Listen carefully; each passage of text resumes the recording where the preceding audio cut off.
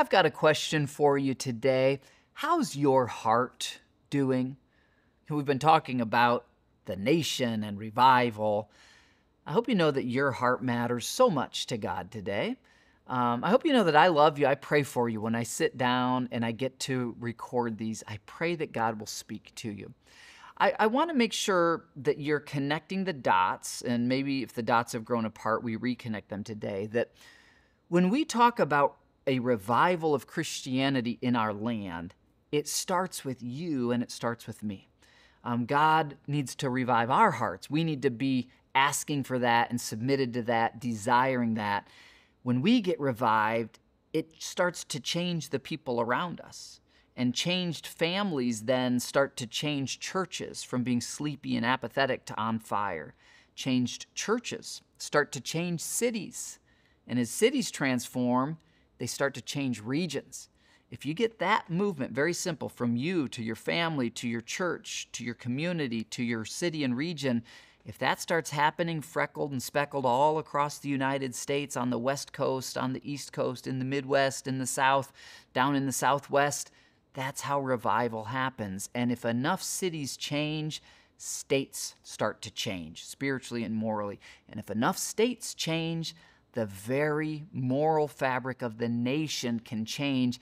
It can happen if you and I will do our part. Now, in the Second Great Awakening, which happened in the 1800s, early 1800s. So here's a little history review. 1730s to 50s was the First Great Awakening. Then the U.S. forms in 1776, really as a result.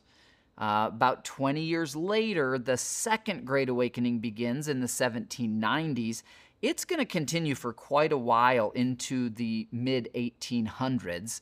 And again, there is wrestling going on for the soul of the nation. Christianity is flourishing, thriving, growing. Christians are starting all sorts of universities like Yale and Princeton and state universities, most of them starting as seminaries, by the way. Christians are starting public education in all their villages and cities so that their kids can read the Bible. Christians are starting orphanages and hospitals. It is starting to change the entire culture, but there's still that strain, that Wild West strain of the lawless, the slave traders, etc., and slavery is still happening. Within all that, God raises up a spiritual leader named Charles Finney. Finney actually wrote a book called Lectures on Revival. And Finney, very much the predominant leader of the Second Great Awakening, an incredible move of God. And here's a key verse of Finney's. It's in Habakkuk 3, verse 2. It says this, "Lord, I've heard of your fame. I've heard the stories. You parted the Red Sea. You raised Jesus from the dead. I've heard what you can do. I stand in awe of your deeds, Lord." I hope today that in your heart you'd say, God, I've heard of what you've done. I stand in awe of you once again. And then it continues. Here's the prayer, revive us again. Revive us again. Or put in modern translation, repeat those things that you've done, those miracles. Repeat them in our day. In our time, make them known.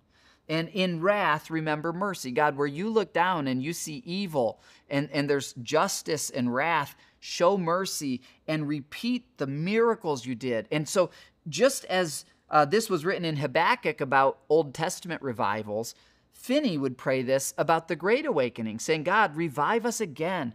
Do it again. And so let's make that our prayer today. God, revive me, revive my family, revive my church. Use us to transform our city. Use us to raise a generation. Revive Christianity in the United States. Pray that with me today. I'll see you tomorrow.